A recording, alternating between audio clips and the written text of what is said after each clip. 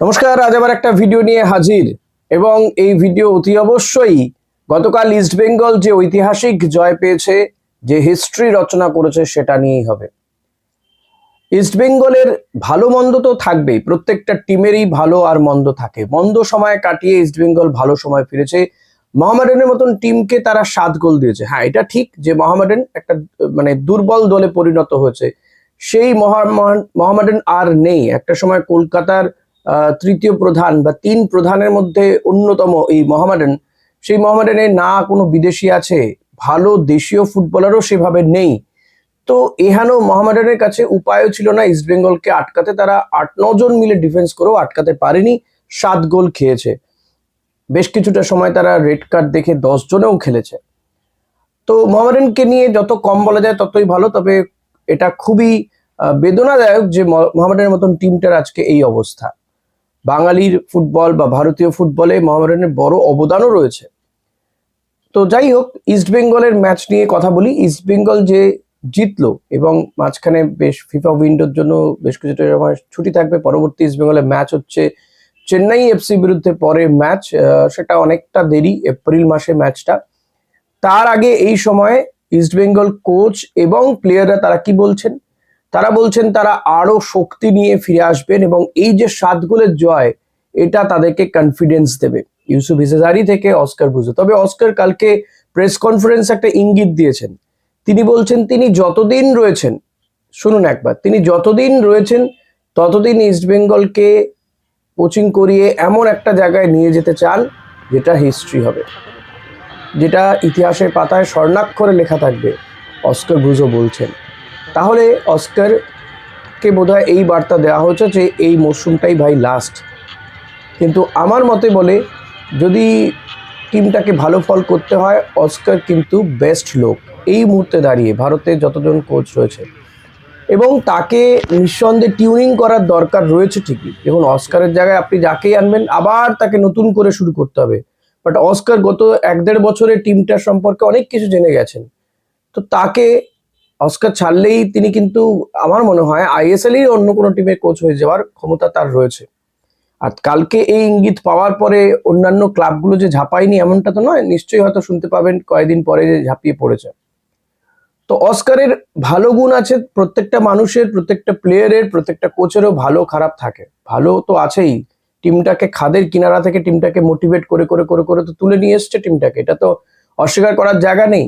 হ্যাঁ, তার হয়তো কোথাও কিছু সমস্যাও রয়েছে যে তিনি ইয়াং ট্যালেন্টকে তুলে আনতে চান না, তিনি একটা সেট টিম নিয়ে খেলতে চান, কয়েকজনের প্রতি অত্যাধিক নির্ভরশীল, কয়েকজনকে আবার সেভাবে তিনি খেলাতে কনফিডেন্ট পান না। এই বিষয়গুলো আছে অস্কারের। বাট স্টিল আমি বলবো, অস্কার যে অভিমান থেকে যেটা বলছেন, যদি এই ফলাফলটা মোহামেডান ম্যাচে যে ফলাফলটা হয়েছে সেটা যদি বরাবর থাকে, পরের পর যে 7টা ম্যাচ এখনো ইস্ট বেঙ্গলের কাছে বাকি রয়েছে, সেই 7টা ম্যাচে যদি 7টা ম্যাচই তো ইস্ট বেঙ্গলের কাছে ফাইনাল, প্রত্যেকটা ম্যাচ জিততে হবে, তাহলে যদি গিয়ে লিগ তালিকায় কিছু একটা করা যায়।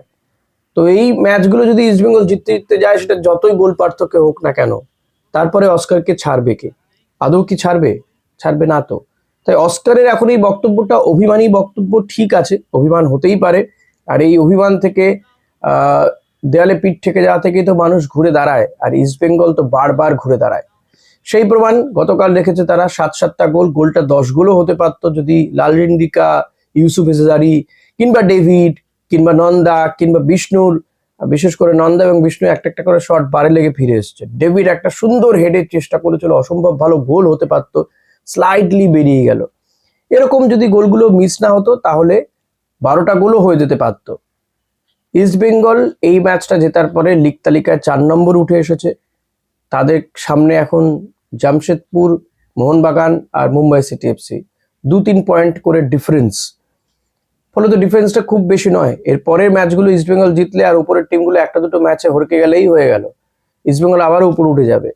এবং ইউসুফ ইসেজারি, সে কিন্তু জেমি ম্যাকলারের সঙ্গে পাল্লা দিয়ে দৌড়চ্ছে। তো এই বিষয়গুলো হচ্ছে যেটা এতগুলো বছর হয়নি। কিন্তু ভেবে দেখুন, ইস্ট বেঙ্গল এখনো পর্যন্ত যে ফলাফলে আছে লিগ তালিকায় যেখানে রয়েছে, সেটা কিন্তু আইএসএল এর বেস্ট। ইস্ট বেঙ্গল যুগ্মভাবে রেকর্ড গোল দিয়ে জিতেছে কালকে। এর আগে 2015 সালে মুম্বাই সিটি এফসি কে 7 গোল দিয়ে জিতেছিল এফসি গোয়া। কালকে কিন্তু এই রেকর্ডটা ছাপিয়ে যাওয়ার সুযোগও ছিল ইস্টবেঙ্গলের সামনে। ফলত ইস্টবেঙ্গলকে ভালো কোচিং কিন্তু আমি বলছি যে অস্কার ব্রুজোই কিন্তু দিতে পারবেন এবং সেটা দিয়েও যাচ্ছেন। তাকে একটু টিউনিং করার প্রয়োজন আছে, এটা সব মানে জায়গাতেই হয়, সবাইকে একটু টিউনিং করে দিতে হয়। সেটা আমার মনে হয় ক্লাব কর্তাদের এবং যারা ইনভেস্টর রয়েছে অর্থাৎ ইমামি গ্রুপকে এটা করে দিতে হবে। দেবব্রত সরকার তিনি আর কিছু বলতে চাইলেন না, তিনি বললেন যা বলার তা বলবে থাংবই সিন্টু। তিনি আর ম্যাচ নিয়ে কিছু বলতে চাইলেন না, ম্যাচ দেখতে এসেছিলেন, বোঝা যাচ্ছে তাকেও কোথাও কেউ টিউনিং করেছে। তাই ক্লাবের স্বার্থে প্রত্যেকেই এখন মুখ বন্ধ রাখছেন। তবে অস্কার কিন্তু অভিমানের সুরেই বলে গেলেন যে তিনি যতদিন আছেন এই ক্লাবকে একটা ভালো জায়গায় বা রেজাল্ট দিতে চাইবেন। এখন ভালো রেজাল্ট হলে কে আর কোচকে ছাড়বে বলে মনে হয় না। অস্কারের সঙ্গে এতগুলো প্লেয়ার এসছেন, মিগুয়েল তো অসম্ভব ভালো খেলছেনই। সব মিলিয়ে ইস্টবেঙ্গল টিমটা যে জায়গায় এসছে, হ্যাঁ খারাপ ফল তো হয়েছে, জেতা ম্যাচগুলো হেরে এসছি আমরা বা ড্র করে এসছি। বিশেষ করে কেরালা ব্লাস্টার্স ম্যাচটা তো আফসোস হয়, জামশেদপুর ম্যাচটাও আফসোস হয়, কিন্তু কিছু করার নেই। পাস্ট ইজ পাস্ট, এখন ফিউচারটা দেখতে হবে। আগামী ম্যাচগুলোকে জিততে হবে ইস্টবেঙ্গলকে, এবং এই জায়গাতে দাঁড়িয়ে প্রত্যেকটা প্লেয়ার গতকাল ভালো খেলেছে। তবে আরো বলবো আরো ভালো খেলতে হবে, আরো প্র্যাকটিসের প্রয়োজন।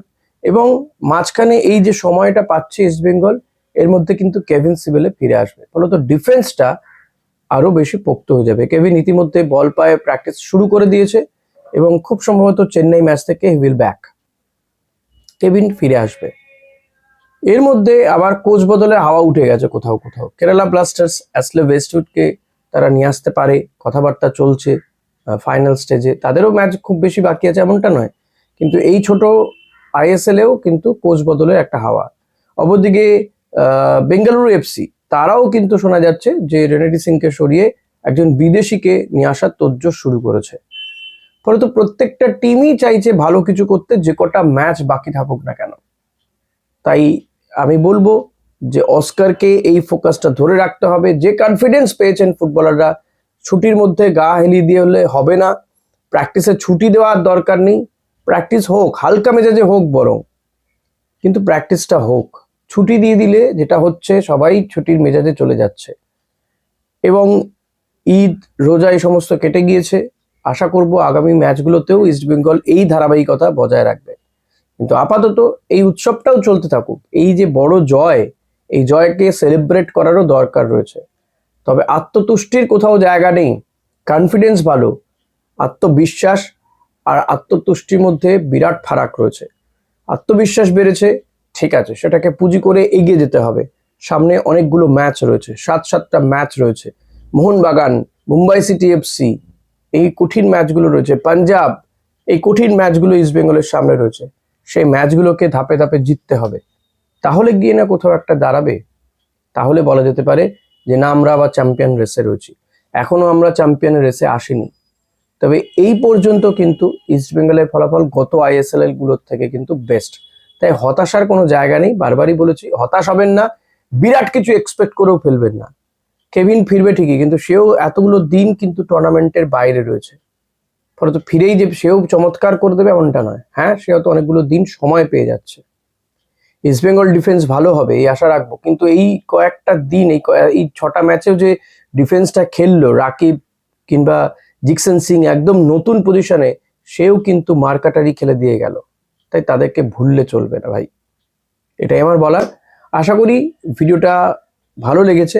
ভালো লাগলে লাইক কমেন্ট শেয়ার করবেন, চ্যানেলে নতুন হলে সাবস্ক্রাইব করে নেবেন। প্লিজ সাবস্ক্রাইব করুন। অনেকে দেখছেন সাবস্ক্রাইব হয়তো করছেন না, ভুলে যাচ্ছেন, প্লিজ ডু সাবস্ক্রাইব, মেম্বারশিপও নিতে পারেন। Thank you.